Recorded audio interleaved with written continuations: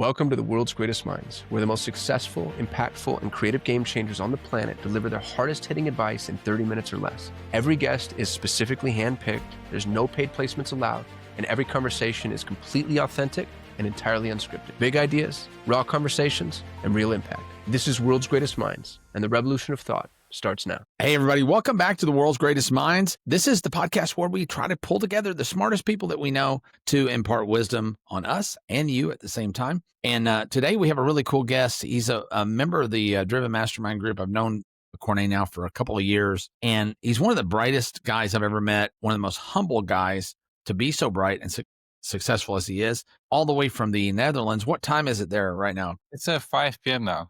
It's now 5 p.m. Well, that's not too bad. Not too bad. No, that's not too bad. But Corné has been with us for a few years now. We had the pleasure of being on a cruise for the last 8 or so days together, and then spending the day out, day drinking after the cruise in Miami and having a good time. So it was really cool to spend time with you there. So that people will know more about you, kind of give us a little bit of background on you, like where'd you come from, what are you doing now, that sort of thing. Yes. Who is Corné Van Willigen? Yes, I started my first in IT just as a side job when I was 16, 17 years old, building computers back in the days. Then a few years later, my dad had an electronics store selling hi-fi electronics, more music equipment. And I was working there on Saturdays, and then I found out, okay, maybe I can make this a little bit bigger, just adding on e-commerce business to it. So I started in 2007 building a website myself in Magento and WooCommerce, that kind of software. You started easy with Magento? Yes, started easy. Yes. Never any. Yeah, it was pretty fun because I remember the day as yesterday because we put that website online, and after a few hours where a couple of orders came in. No marketing, just the domain name and website live. And was just thinking that friends of mine were testing the website, but it were actual orders. And that grew to, in the end, to a €100 million business. How old were you then? That was 5-6 years ago. So I was 33. Yes. 33, yeah. Yeah. Cool. Yes, it was pretty good. But then Amazon came up in the Netherlands and more competition started because the biggest problem we had was that we are just selling only in the high holiday season because we had more a product for inside when it was dark outside, it was raining. So there was always a challenge for us.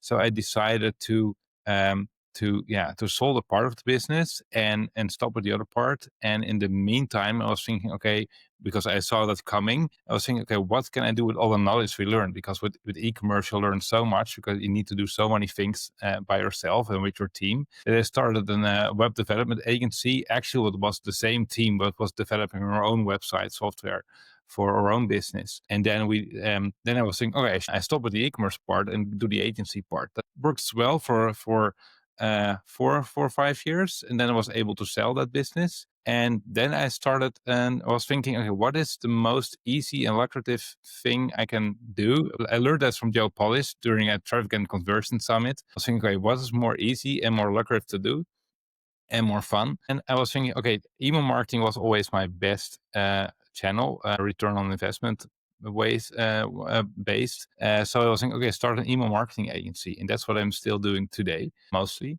of the time. And that's doing pretty well. That's fantastic. And are you mostly focused on the Netherlands and Europe, or are you global? Or no, my clients at the moment it's 70% is US based, and the rest of the world with clients in Australia, also in Europe. But yeah, I always like the American culture, so that's the reason I also joined the Driven Mastermind.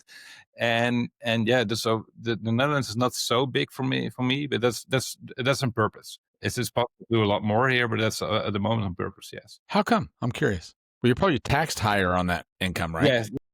Yeah. The tax is higher. That's true, but it's a different audience. Well, I like to be more.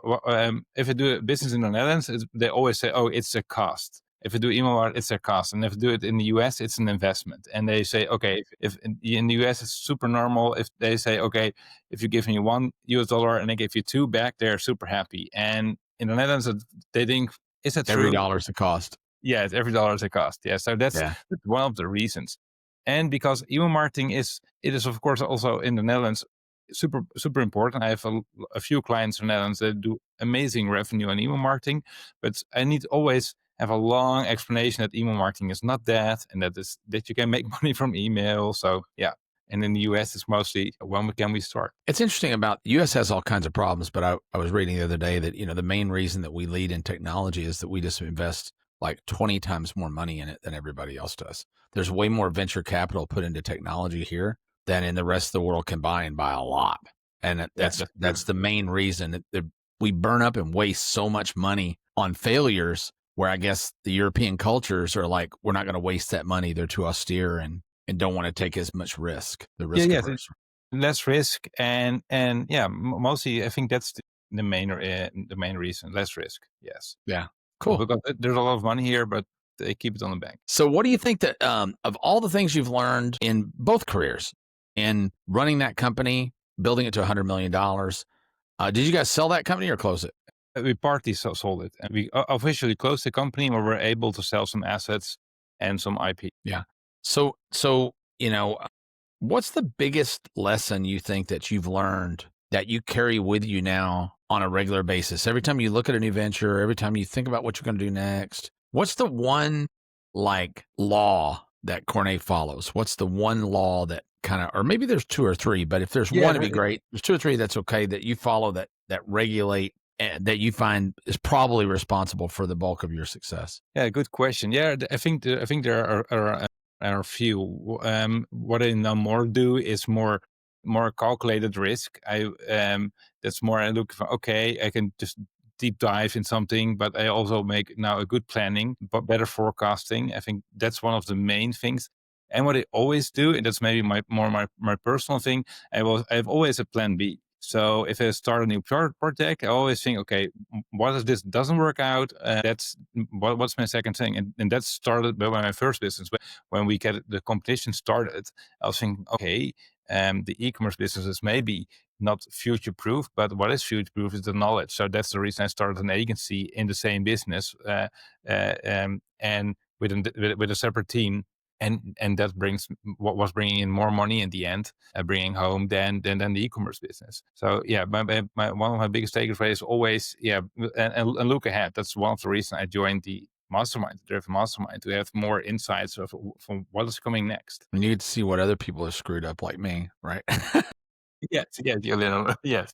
It's interesting. I think there's I've heard it said a lot of times that to be a good entrepreneur, you have to be crazy, because the odds of your winning are relatively slim. You're going up against the odds, and you're going to war on a battlefield. That's the reason I always find it adorable. I've got my side hustle. Oh, you're going to lose, dude, because there's somebody out there that's tough as nails, obsessed with whatever your side hustle is, and you're thinking about it, 2 hours on Saturday morning, and they're living it, breathing it, sleeping it 24/7, can't sleep at night, trying to figure out all the angles and bouncing that ball around. So I think that but I also think that there's a fine line there between just wide-eyed optimism and not having. Two things that you said I think people should take note of is calculated risk, not just risk, calculated risk. What are my odds of success? What are my odds of failure? What are my points probably going?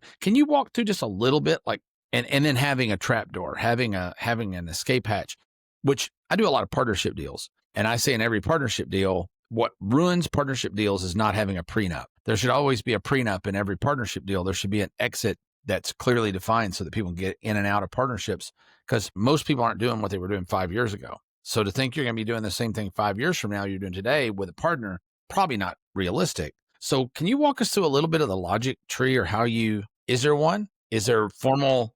Yeah, there are a few things. There's also the most important thing is the just feeling. If it feels right, that's one. But also it's just do some calculations. And what I learned in the business I had before is also hire experts. So, and I'm a big fan sometimes of bigger consultancy company. They are much more expensive, but I always found out I hire sometimes Deloitte, for example, for specific questions. And what I always found out, they sending you a huge bill. Yeah, 1 hour on the phone is $500, for example. It's a cheap $500 though. Yeah. Yeah. In the end, it's always a tip. I always found out, and I didn't know you could sometimes- hire them for $500. No, it was for 1 hour. It's much more in I'm the end. surprised you can get an hour for $500. Yeah, I but really am. if you have a relationship with them, it's in the end, of course, I spend much more every year with them. Sure. And with other consultants. And still, I sometimes make a mistake myself to hire, with all respect for cheap consultants, but sometimes I hire a cheaper one, and I found out that was a mistake. And that's one of the things what I do. I make my own calculations. I just open Google Sheets and start making some calculations, and then send it to an external party. Can be my own accountant, and if it's more a big thing, then I send it also to an external accountant, and I know I get an invoice back in the end for maybe 10 or 15 or maybe 25K for research costs, but then I have much more back my investment. That's more for larger investments. Well, it gives you a lot more confidence too to move forward, right? So a lot more certainty and confidence. Have you ever used intro.co yet? Have you tried that? No. It's pretty interesting. You can go on there. It's about $500 an hour. Most of those guys charge, and they're former CEOs of, you can hire like the former COO of Intuit if you're thinking about going the accounting business. Or it's kind of cool because you can hire them for an hour and talk to them for an hour. Somebody who's already been wildly successful at the thing that you think you want to be successful at. I've used them a couple of times. I think that's a pretty interesting platform. That's interesting. Yeah.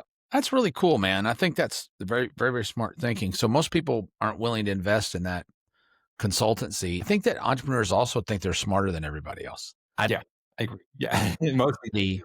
Yes. I think your humility is one of your great assets because everybody likes you. Everybody loves hanging out with you, right? You're a very humble guy in a room full of when you get into any mastermind group with a lot of multimillionaires, there's a lot of ego. There's a lot of ego. And we've got some people in our group have really big egos, some that don't. And some of the more successful don't have big egos, which is crazy. I think that there's something to be identified there. The smartest person in the room oftentimes is the quietest person in the room. Oh, I believe that. Yes. Yeah. Well, let's switch gears for a second and let's talk about screwing up. Yes, that happens. Yeah. Because people learn more, I think. We always like to ask in here because as smart as people are that come on this podcast, there are no dummies that come on here. We ask really smart people to come on here. And sometimes really smart people nobody's ever heard of, which is great, But we always ask them that question, like, what are the one or two things you've really screwed up on that you felt like just kicking your own ass for? Yeah, I think one of my biggest mistakes was when I was in the retail space, and margins are super low. So 100 million revenue sounds amazing, but there is less than 1% of margin in the end. So you need to be super cost efficient. And we had some time. We were some good years, so we had some extra money on the bank, and I made the stupid decision I was thinking, okay, well, maybe I can buy the market. So what I was thinking, what is our biggest supplier, and he has hot items. So what if I buy all their inventory for 1 year? I just buy them, I pay them, and then I own the market. Wallet. Yeah, that was the biggest mistake because I found out you never buy all the inventory. There's always another country, and I bought almost all inventory for Europe, but there are also Asia, and other shops are sourcing them from Asia, for example. So I ordered for millions of inventory and found out it was not so easy to sell. I was thinking it was to sell. So that hurts the business a lot. That was my biggest mistake. I was on holiday and I was thinking, okay, what do we do? What did I do? Because I approved the order and I get on holiday the week after. And then I was thinking, and of course I paid that order. And then you get all the inventory in.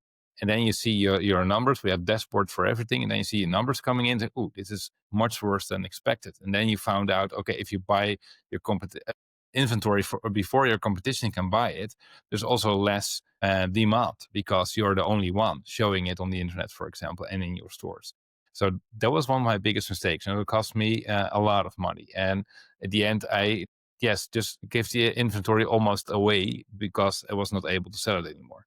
That was one of my biggest mistakes too. And that was not calculated risk. That was just more buying on emotion. And I think that's one of the biggest mistakes I made, just buying because there's competition, you want to be bigger and grow faster, and just running the business from emotion.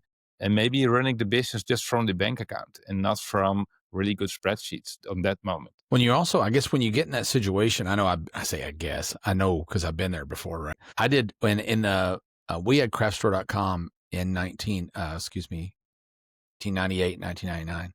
The first year I did $10 million, and Jeff Bezos wanted to buy us. Jeff Bezos for Amazon wanted to buy craftstore.com, and I kind of laughed at the offer because they were losing money. And I said, we're making money and you're losing money. Maybe I should buy you, which was hilarious. That was about a $750 million mistake.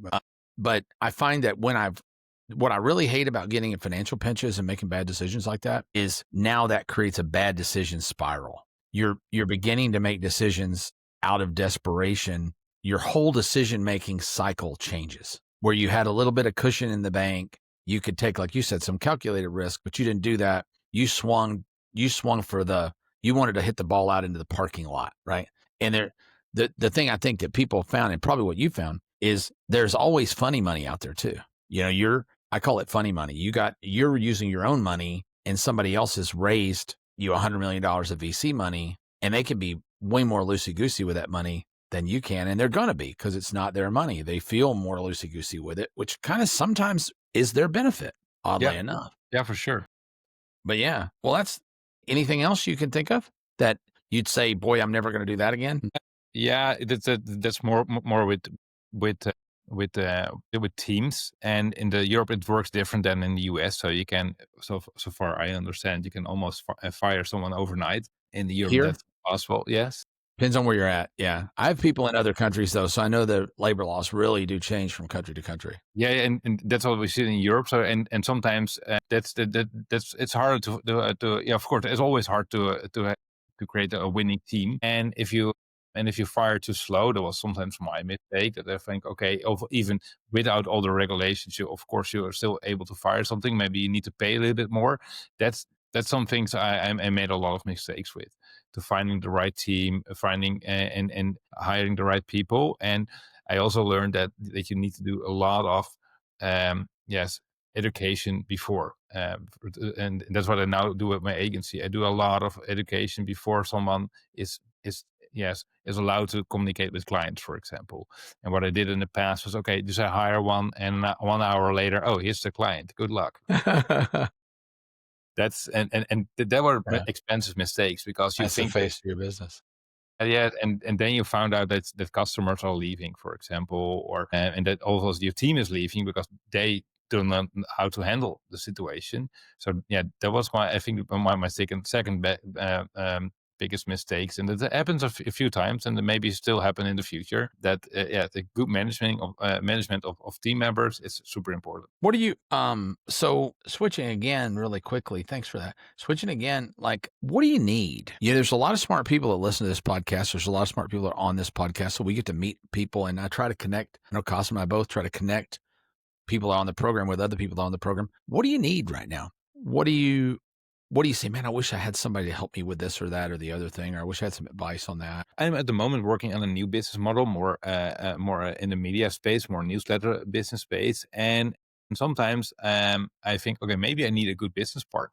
That would be great, because of course I have now remote teams and it works great. But in the end, I'm running still the business and I make the decisions. And sometimes it's, I think it's, in most cases, it's great if you have a good business partner where you can have discussions with, and maybe also have some tasks you can divide to one each other. Yeah, I think that's the biggest challenge for me at the moment, that I can see you can, with all the technology today and all the automations I do, you can do a lot of it a small team. I have a team of 7 people at the moment, and we run actually 2 businesses, and very successful. But to scale it even more up, I think, a good business partner is something what sometimes is maybe have the most need of. Yeah. And in what, more in operations or more in marketing sales? More in marketing sales. So you like the operations more in sales side? Yes. And also the marketing side is what I'm quite good at, but more in the sales sides, I always get bored in sales. It's funny with partnerships. I've had good partnerships, bad partnerships. Qasim and I were talking about this yesterday. We said we both had bad partnerships that we made a lot of money from, which is crazy, right? I think that partnerships, just getting a partner sometimes, just the energy that another person brings to the business can really rise the business up. Yeah. If you pick right, but you want to get somebody, you're thinking about the right way. You want to get somebody that's the opposite of you. If you both have the same skill set, one of you is absolutely unnecessary, right? So, but it's crazy when you get that there's something about that energy. That's that Steve Wozniak, Steve Jobs energy, that, Paul Allen, Bill Gates energy. Almost every one of these, the Sergey Brin, the other guy energy. I can't remember the other guy's name right now. But almost all these big companies you hear about, they were all started. Even Disney, was really Walt Disney and Roy Disney. And Walt said a lot of times, if Roy hadn't been around to run the business, they would have went broke 100 times, because Walt was a visionary and a sales guy and a pitch guy, and Roy ran the business. And I think that it's very, I don't know very many people. I know a handful, but I don't know very many people that are skilled enough on both sides to really run a business successfully. And you used to be able to, in traditional sense, hire those shortcomings, but it's very hard to hire those people now. It's very, very, very hard to hire those people. They're working for publicly traded, Fortune 500 companies in C-suite positions, and that's fine, but they don't want to work for small businesses. They want to have an upside, a partnership, an equity, because they can get stock in these other companies. So I totally get it. Who would you like to meet? If you could meet somebody that you haven't had an opportunity to meet yet, maybe somebody on here will have a connection to somebody that you would want to meet. Who would you want to meet? Not maybe have a person name in mind, but more someone in the publication industry, or you sometimes talk about Agora, for example. People in that kind of space, how they build large online ventures, media ventures. So somebody like, you could probably go on Meet and on Intro and find somebody from Hearst or Condé Nast or probably Agora. I can connect you with some people with Agora. Matter of fact, I have a call Friday with one of the publishers at Agora. That's cool. I'll ask if you want to talk to them. They're they're very specialized in financial, but I'll try to make a connection if you want me to. Yeah, and that's something I'm now building more media business, and I started with newsletters in my own space, but I see more and more tractions in space where I have less knowledge in, but are much broader, for example, and now more focus on marketing, AI, and that, of course, the AI is taking a hit, of course, but in a positive way. But I'm now working on more food newsletters, and I see a lot more traction because it's a much broader market. And also with lastly, who could you help if there are people out there, thinking, man, Corné seems pretty cool. Who do you work with? What kind of companies do you help? Who do you like to work with, and how do they contact you? Yes, what I mostly do is marketing automation is my number one expertise at the moment, or for years already. So yeah, if you need help with any marketing automation, or it's email marketing, or even email marketing deliverability, or just all the automation in general with content creation, what you can do with AI at the moment, I have a lot of expertise in that, and we are building a lot of automated businesses. That's one of the things. I just rebranded my newsletter for the US market and to roihacking.com. I was thinking it's more a funny name. And ROI Hacking? Yes. That's great. And can they go to roihacking.com or somewhere like that? Where can they go to get on the newsletter? Yeah, they can subscribe to their newsletter, and we're building their community for, and we are also adding more, all my knowledge, what I learned last year. I'm writing blog posts and creating some videos about that and putting that on the platform for free. So it's all free there. And that's also the way to contact me. You can find all my details right there. And is that roihacking.com? Yeah, .com. Yes. roihacking.com. Go subscribe to that. And I can tell, I know Corné to be a very honorable, very humble, very smart guy. And I'll tell you, if you can have everything right in a marketing campaign, you write the best copy, you have the best offer, you have the best product. If the plumbing don't work, it don't work. Right. So getting that really tuned in. As a matter of fact, we may want to hire you for that. At our companies, we still have challenges with that. There's nothing more frustrating than creating a great offer and having it break down in the mechanical system. Yes, I always call it the fundamentals. That's one of the high topics on the website. Also, to have the fundamentals right. And that can be simple. For some people, simple things, but I see a lot of business do not have it right. And nobody buys them. It's hard to sell people fundamentals. They don't want to buy them. They want to sell the shiny object. They want, write me a great headline, Perry. They want the shiny object, and they don't understand that if their foundation's not there, it doesn't matter how good anything is. Exactly. Yes. And we see it with automation. We see it with search engine optimization, SEO, answer engine optimization, all those. It's mostly the fundamentals. And if you have that right, you can scale much better and much more cost efficient. Do you specialize in any particular tools like Shopify or Go High Level or HubSpot or any of that? Yeah. We do a lot of Go High Level. We do also Webflow. We do Shopify, of course. So yeah, we are the most SaaS tools. I started with Magento years ago, and we don't do that anymore. Yeah. Nobody does. And nobody does unless you're a masochist, right? Yes. Oh my gosh, it's just so hard. I tried that for a while. It made my nose bleed. So. But I found out that most SaaS tools for website building are almost a little bit the same in a positive way. So you can do, we do a lot of go high level Shopify and also Webflow, and even more and more Webflow at the moment because we see great results there. Corné Van Willigen, thank you so much for being here. Thanks for being up with us. Even I thought it was I was going to say it's 5 a.m. and it's 5 p.m. It's not too bad. It's cocktail time. You're ready for cocktails and dinner now. So yes. Good for you. Glad you're home. Got home safe. I bet you're happy to be home for a minute. So thank you so much for being on today. If you enjoyed this episode, go to worldsgreatestminds.com. There's some resources there you can download. You can catch our previous episodes and be sure to get a hold of Corné if he can help you in any way with marketing automations, emails. I couldn't recommend him higher. I think he's a brilliant guy and a very humble guy and just a wonderful person as humans go. And that's kind of my big thing in this next few years is, judging the human. The tools and the technology are all getting commoditized, but the human element isn't. And finding somebody that's a good human to work with that specializes in what you need, I think is a huge piece of what you do. So I highly recommend him. Corné, thanks for being here. Thank you so much. We'll see you next time on World's Greatest Minds. Thank you, Perry. Thank you much. You've just heard another powerful episode on World's Greatest Minds. For links, resources, and full show notes from this episode, go to worldsgreatestminds.com, where you can also subscribe so you never miss another episode, drop us a review because your feedback fuels the mission, and share this with somebody who's willing to buck the status quo. Most importantly, tell us who you think we should interview next. Nominate the people who you believe have the results, the track record, and the brilliance to truly qualify as one of the world's greatest minds. Join us weekly as we forge innovation in real time. This is World's Greatest Mind. The revolution of thought continues with you.